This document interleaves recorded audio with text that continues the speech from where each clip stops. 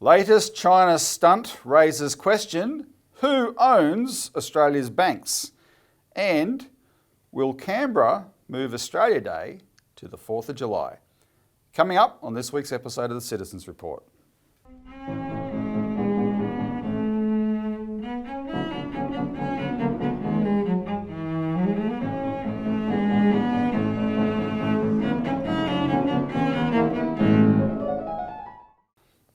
Welcome to the Citizens Report. It's the 23rd of January 2025. I'm Robert Barwick and I'm joined today by Citizens Party researcher and writer Richard Bardon. Welcome, Richard. Thanks, Robbie.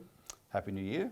Same to you. All right, on this week's show, we're going to talk about a very important question because we're always going after the banks and we always call them Australia's big four banks. But when you actually dig deep, they're not so Australian after all.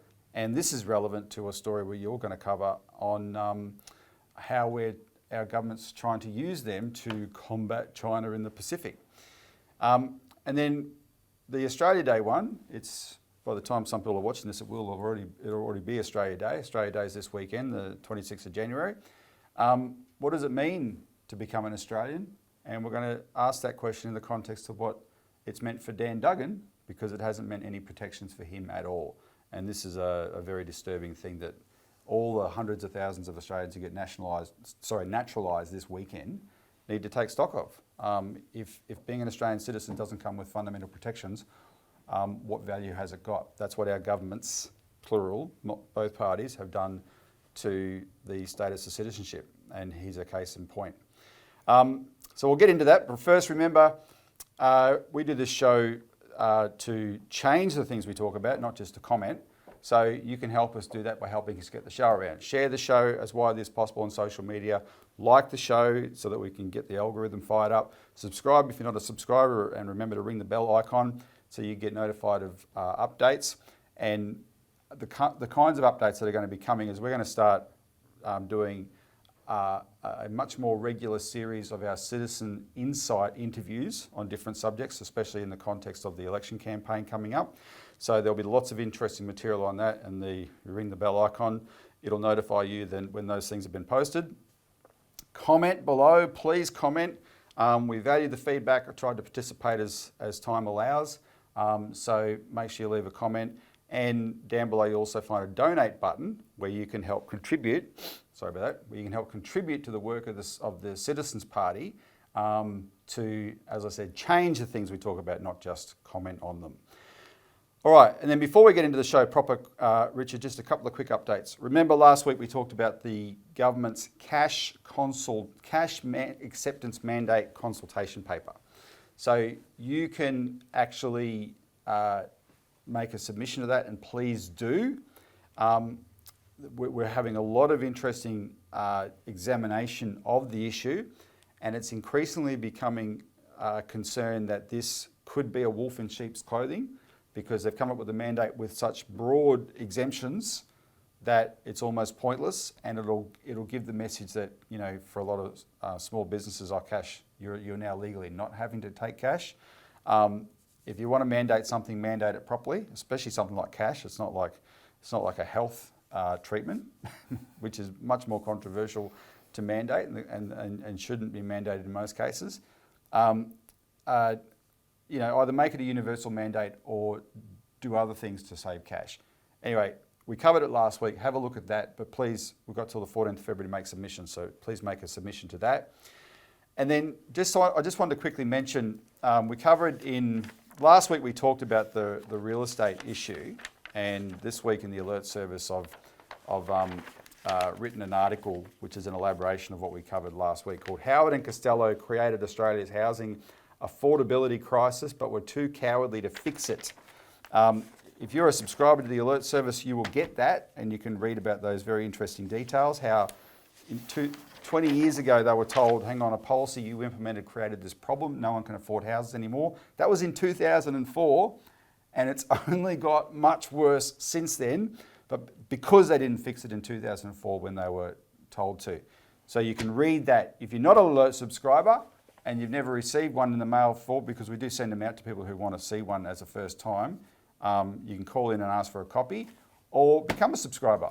What we cover on the show is covered in depth in the Australian Alert Service. It's the best weekly magazine of any political party in Australia. When you're involved in the Citizens Party,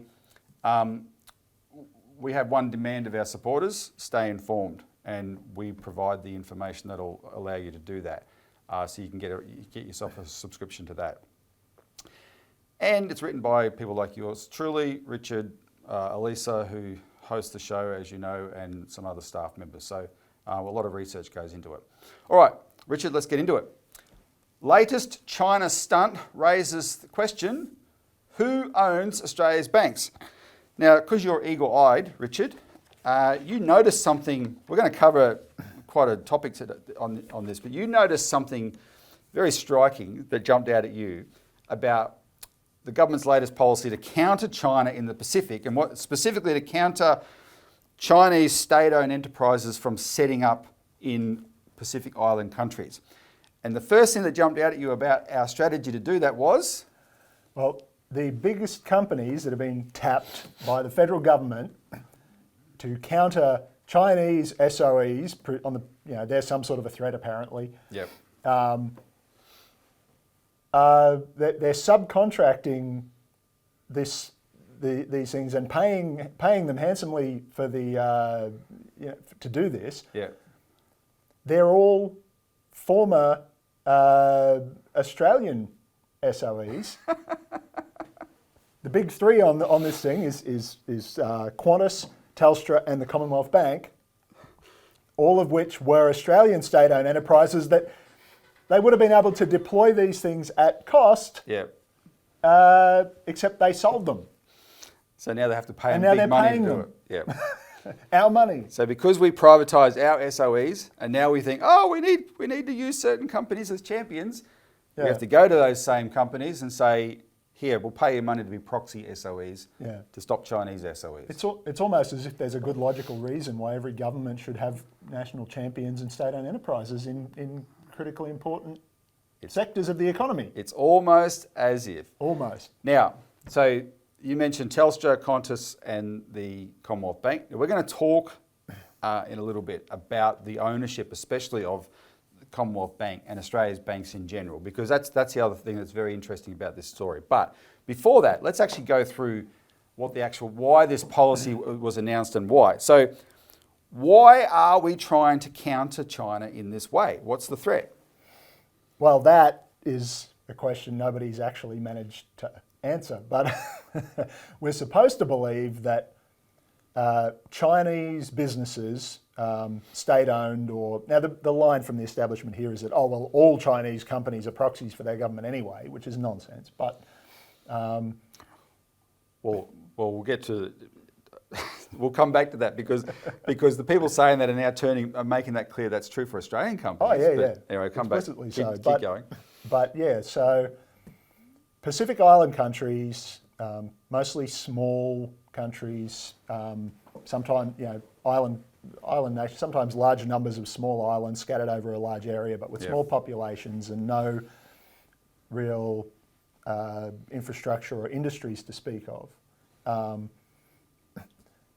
They're saying, we're sovereign countries. We're not getting anything out of these deals. A lot of these are former or de facto still British colonies, Commonwealth countries, American military protectorates, like actual official military protectorates or recently former ones, scattered around the Pacific Rim as largely coming out of the outcome of World War II, right? So they're saying, basically, this is a dead end. We need some industries, we need education, we need employment for our people, we need infrastructure that we're not getting, and so we're going to make deals with other countries besides you guys. You're still our friends, our Pacific family, all this stuff, but we're going to make deals with particularly China because they've got this thing called the Belt and Road Initiative where they offer concessional loans and good prices on large infrastructure projects through their state-owned enterprises or financed by their state-owned banks. And so who wouldn't want to get in on that? Most of the world is. We get told it's a debt trap, this, that and the other, but again, most of the world doesn't seem to think so. And it's not like they could all be stupid, right? So then we freak out at the fact that all these island countries want to do business with China. Even though we are doing business with China. That's right. So we're doing business with China. Well, no, this is very important. The two things that you identify in the article that they claim as threat is China duchessing countries with cheap loans for infrastructure, and I want you to elaborate on that in a second, but also China, as part of that, convincing those countries to switch diplomatic recognition to Beijing. So we're freaked out about them doing business with China and recognising Beijing over Taiwan, both of which we do. Yeah. So we just don't want these specific countries doing what we do vis-a-vis China, and we claim that that is some kind of a threat. But you took exception to the way the media described this as China duchessing these poor Pacific countries. Now, why did you take exception to that? Well, the term duchessing, it comes from, it's a British, high society. It means to treat someone as more important than they are, to get something out of them, or to use them for some, convince them to side with you on some issue or whatever it might be, to gain personal or business or political advantage out of that. So, in other words, by using that phrase, it's quite telling, because it's saying, you're not important enough to be treated like real countries. Yeah. You're supposed to be our little proxies, our little playthings. We treat you like dirt because that's all you deserve. And if China comes along and treats you like something other than dirt, that's suspicious behaviour by China. Yeah. That's what using, and it was who used it? The AFR used that term. AFR, Andrew Tillett. Their little and unabashed cheerleader for American and Anglo-American imperialism. They published these opinion pieces about ranting and raving about how we should be giving all of our weapons to Ukraine. We should be, almost arguing that we shouldn't have changed recognition from Taiwan because it's a democracy. All this nonsense, absolute nonsense. But that's who this guy is. Our version of helping these countries, Richard, is this Pacific Island labour mobility, where they can come here and pick fruit and remit some money home to their families, and we'll let large corporate ag exploit them and all that. So stay poor. You got to stay poor. We will be nice to you by letting you come into our country, work really, really hard, send a little bit of money back home. Yeah. And we'll give you a football team. We'll give you a football team. That's right.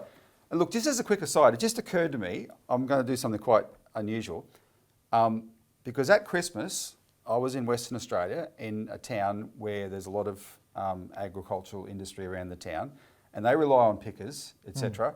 And there were a lot of East Timorese people there working under this specific mobility scheme. And the Christmas Day church service at the local Catholic church that I went along to, I normally skip it. Forgive me, Lord. But I went along because I was told they have these East Timorese are going to sing, and there's fantastic choir. I'm going to actually get the producer to put in a quick clip of them. I filmed it, a little bit of them singing. It was wonderful. It was fantastic. They filled the church, this group of East Timorese people, salt of the earth, hard-working people. But then later on, as I'm talking to people and some of the subjects come up, people of goodwill were telling me that how easily exploited these workers actually are. And that's a whole scandal in Australia, the way that system actually works. And that's what we call being nice to these specific countries. And when China comes and actually invests in them, that's suspicious.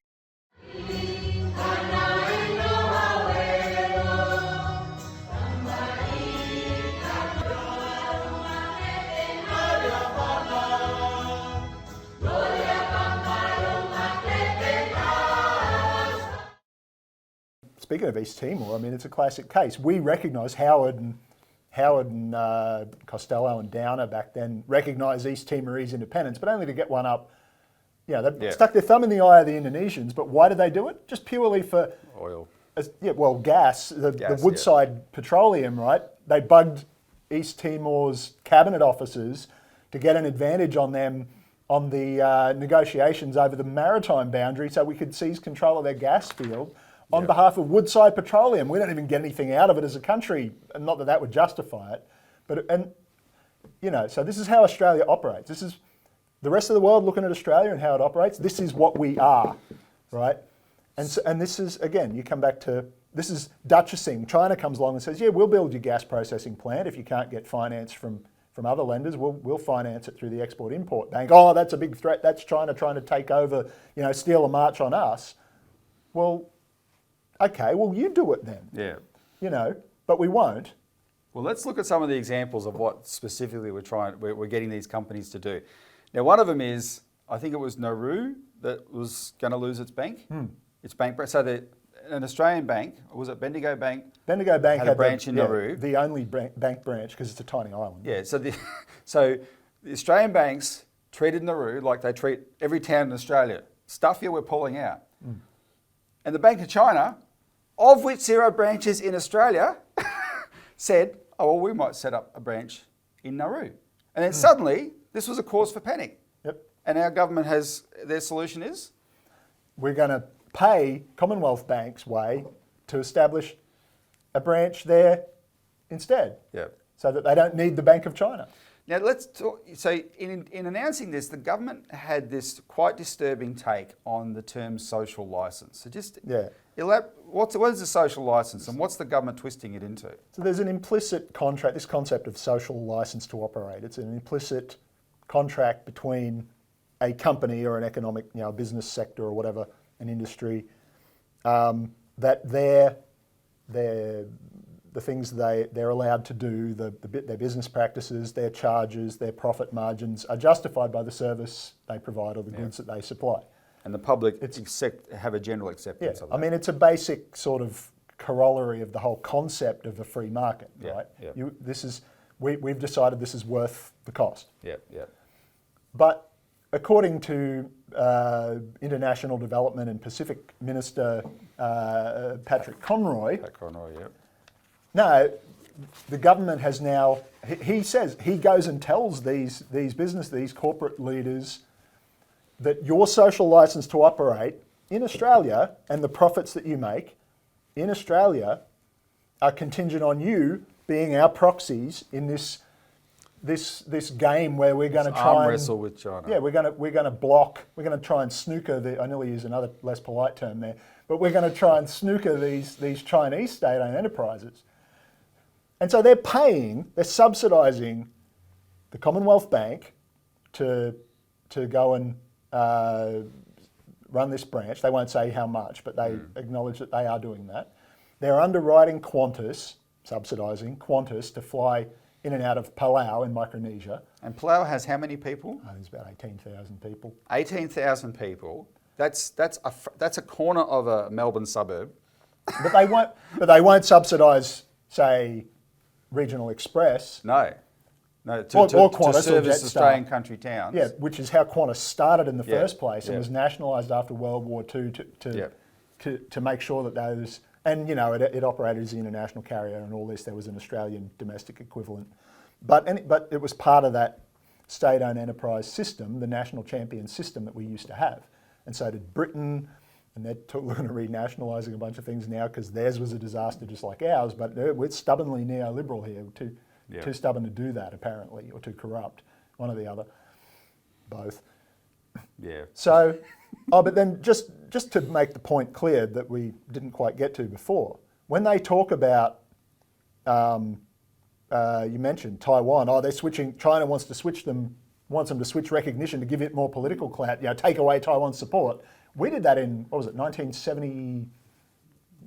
1972, right? Yeah. We switched diplomatic recognition because nobody, including Taiwan, has ever claimed that Taiwan is not China. Yeah. They claim their diplomatic recognition of Taiwan means you're farcically recognising the crowd that lost the Civil War in 1949 and decamped to Taiwan Island under American protection. Is still really the government in exile of all of China, and that's who we're dealing with. And so if you're going to have preferential deals with state-owned enterprises from China and loans from the China Export-Import Bank, well, you can't do that unless you have official diplomatic relations between your countries. And so all they're doing, or Solomon Islands and a couple of other these countries did in recent years, is just say, yeah, okay, we're going to recognise reality after all this time, which the only reason they hadn't is because we and the Americans keep pressure on them not to. so that we can pretend we support Taiwanese democracy. And so also called. for a long time, many decades, because of American support, Taiwan was a much richer place than mainland China. Yeah, well, I mean, but mainland China now has all the wealth. Per capita, yeah. And also because American USAID, the US Agency for International Development, they used to fund all these insurrections and opposition groups and death squads and various things around the world. They were just laundering money through Taiwan back to these countries as bribes to officials to maintain recognition of Taiwan and to get a bit of services and things for their people. China's offering them a better deal now. China's offering a better deal. They had Taiwan's deal. This is not some moral thing. They had Taiwan's deal, and now they got a better deal. Yeah, they had a deal that was basically good enough. Yep. And now it's not, as the recently former Prime Minister of Solomon Islands said. He says, I just came to realise Taiwan's useless to us. We need to deal with China, like actual China. Yep. Proper, All right, so that's the crowning hypocrisy in one sense of all of this. And we're world leaders at that. But let's get to the point of this, at least according to the headline of this segment. Telstra, Qantas and the Commonwealth Bank, when we talk about these as being proxy Australian state-owned enterprises now, we're going to pay them. Who are we actually paying really? And what I found most interesting about your article is who owns them. And we'll get to the Commonwealth Bank last because that's the most important one. But these are privatised now. And what have you found out about how much of them is owned by actually Australians? Yeah, well, so Qantas, the legislation that it was privatised under by Keating and finished off by Howard, stipulates that it has to retain 51% in Australian ownership of some description, and so it needs Foreign Investment Review Board approval. Telstra is 35% aggregate foreign ownership maximum allowed, but the biggest shareholders of each of those companies still are foreign hedge funds, investment banks like BlackRock and Vanguard and Canadian pension funds and Wall Street banks and all that, the usual suspects. And what that means is when they announce their profits and their dividends, etc., or when Pat Conroy gives them public money to subsidise their profits, that money goes to those shareholders in other countries. It leaves Australia. So, but at least with Telstra and the Commonwealth and Qantas, there were restrictions put on how much foreign ownership they could have, even though they shouldn't have any. But let's now talk about the Commonwealth Bank as representative, frankly, of all the banks. What can you say about the ownership of the Commonwealth Bank? Yeah, well, there's no restriction at all. And so, big surprise, it's now vastly majority foreign owned. 80%, according to Bloomberg analysis from 2 years ago, that you can find floating around the internet. Australia's People's Bank is now 80% foreign owned. Yeah, and they had to pass special legislation to let this thing keep the name Commonwealth. Yeah. Because otherwise they all had to change it every time they were privatised because Commonwealth. And there's a few years ago I was still running into people who didn't understand that it's no longer a public bank. They just thought it was still the Commonwealth Bank somehow. So it's 80% foreign owned. Of that, 60 of that 80% is American owned, and the two biggest shareholders are BlackRock and the Vanguard Group. Now, so this is shocking enough, but it's also generally true for the other three of the big four as well. They're no longer, these are not Australian banks. And I have to call out to Bevan Ramsden, who is this veteran. He's in his 90s, Bevan. He's a veteran anti-war activist in Australia, and I met up with him a few months ago in Perth, where he'd been at a conference, and he said to me, and I'm saying this to say he was right. He said to me, "Stop calling them Australian banks. They're not, right? These are, for all intents and purposes, American banks now." Right, foreign-owned banks that are known as the Australian Big Four. It's a scam. It's a lie. And when you see the profits of the Commonwealth Bank is one of the most profitable banks in the world, and when you see it announce those profits and those dividends, that money is going overseas. Yep.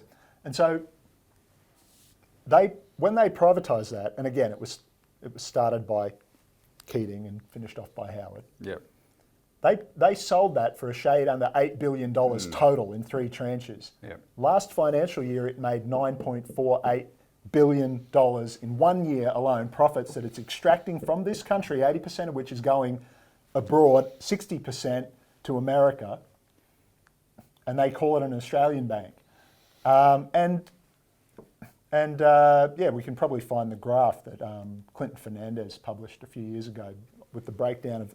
This is basically the case for most of the ASX 200, Yep. the listed traded corporations in Australia. And so then in the context of this whole discussion, Richard, when you see how much our financial system and our corporations are intertwined with the United States, that is another avenue, and probably the most effective avenue of American pressure on our body politic and economy to keep us in line and keep us doing stupid things like trying to take on China in the Pacific. Yeah, and why? Because America wants us to. Yep. What do we get out of this?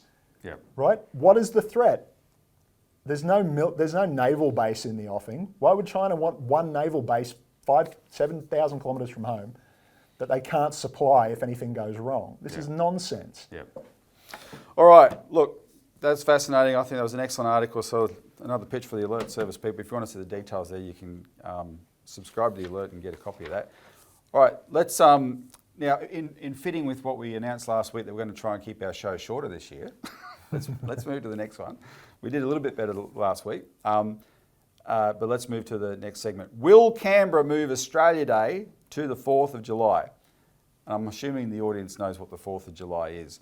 The reason we're asking this question is because on Sunday, Richard, there's a few 100,000 people around Australia, and it happens every year, will line up and become naturalised citizens.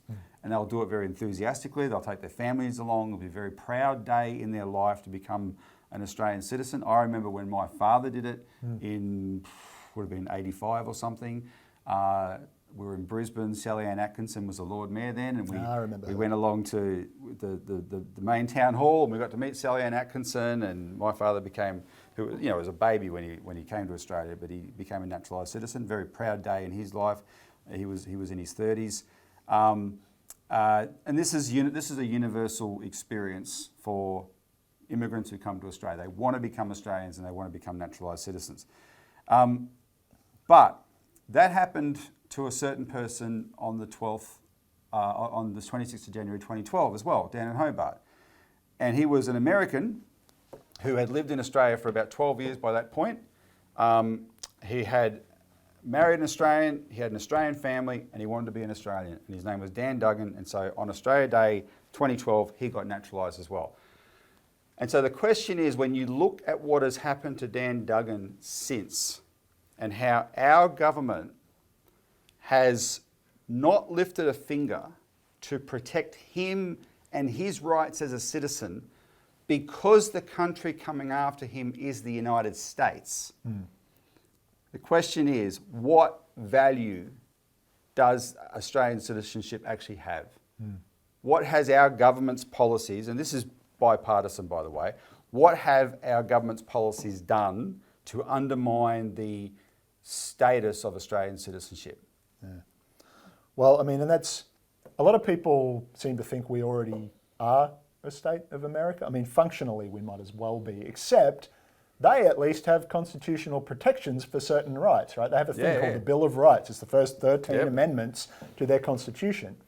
We got none of that. Every time I hear somebody say, oh, what happened to government of, by and for the people? That's America, not us. That's right. Right? And they don't do it. They ignore it as it suits them. And now our government is ignoring Australian law, treaties, including the extradition treaty with the United States that says that what you're accused of has to be a crime in both countries. It's called, we've talked about it before, it's called dual criminality. That even if Dan Duggan had done what they're accusing him of, illegally, or according to US law, training Chinese military pilots, which he said, there's no evidence that he ever did that, and he's adamant that he did not. But if he had, it wouldn't matter, because it's not a crime here. They've only just passed a law that from now on, sometime last year, that from now on you can't do that without permission.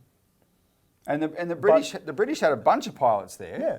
And they turned around and said, look, our pilots didn't break any law, but our government wouldn't even do that. Yeah, the Brits said, look, don't do it again because now it's illegal. Okay, they passed the law too. That's dumb, but okay, we'll abide by the law. Here, it's like there is no law. In fact, there's a law against what they're doing to Dan Duggan, and they're doing it anyway because the Americans told them to. And that's the point, because it's the Americans. So therefore, if your rights as a citizen can be suspended because of that country, Canberra may as well move Australia Day to the 4th of July. Yeah, we can call it Dependence Day. Dependence Day. Now, in that vein, I want to just highlight some comments that one of Australia's top, well, he's an SC, used to be a QC, now it's SC, Special Counsel. Senior Counsel, sorry, which is, or KC now, right? King's Counsel. So Greg Barnes, and he's also from the National Criminal Justice Spokesman for the Australian Lawyers Alliance. He wrote a very important article in Pearls and Irritations, another victim of the USA's obsessive anti-China strategy. And he highlighted some of the grounds on which this Duggan extradition should have been denied, refused, above the other grounds. Like the main one is what you just said. That's it, black and white.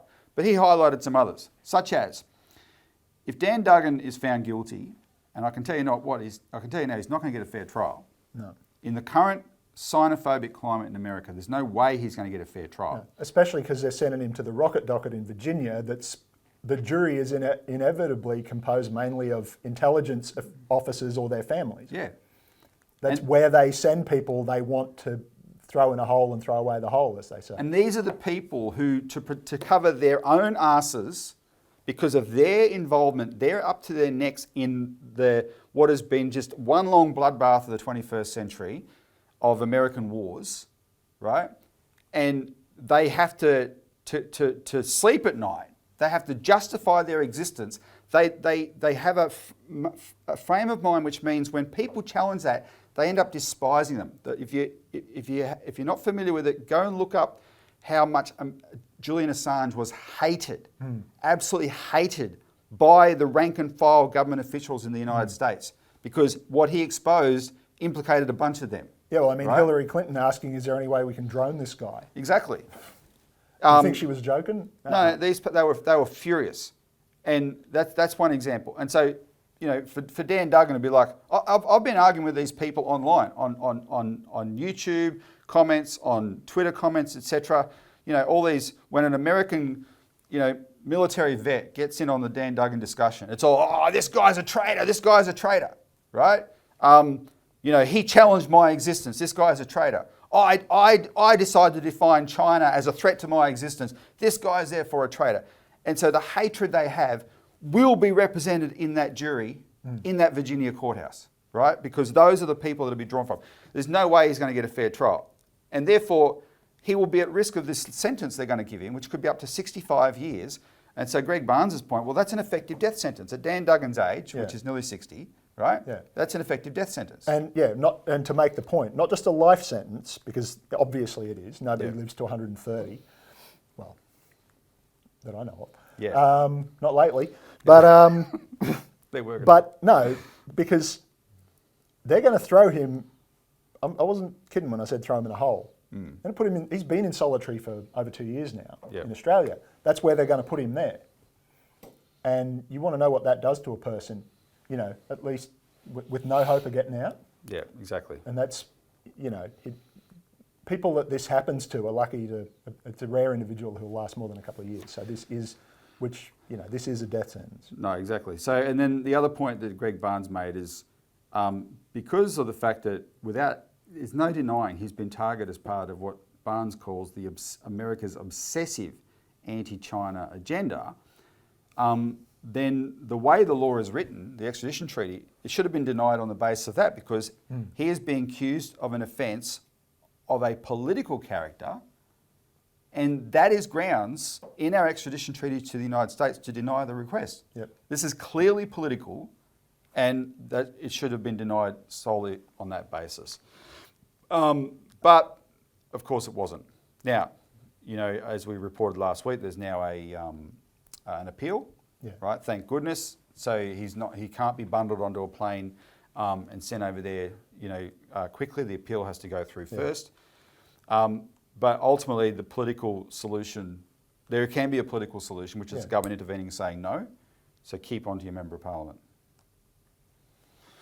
All right, and I will say, we'll put the link below, continue to support the family. The only support they're going to get is from their fellow Australian citizens who want to stand up for the right, the citizenship in this country, for it to mean something.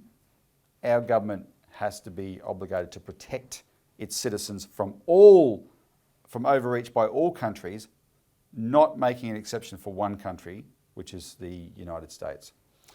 All right, so on that note, Richard, I think we've kept the show pretty brief this week. Thank you very much for joining us for your first episode of 2025.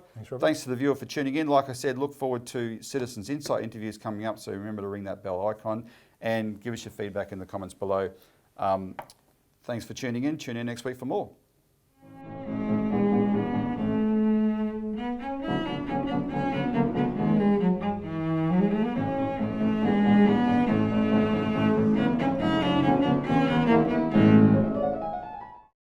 Authorised by Robert Barwick, Citizens Party, Melbourne.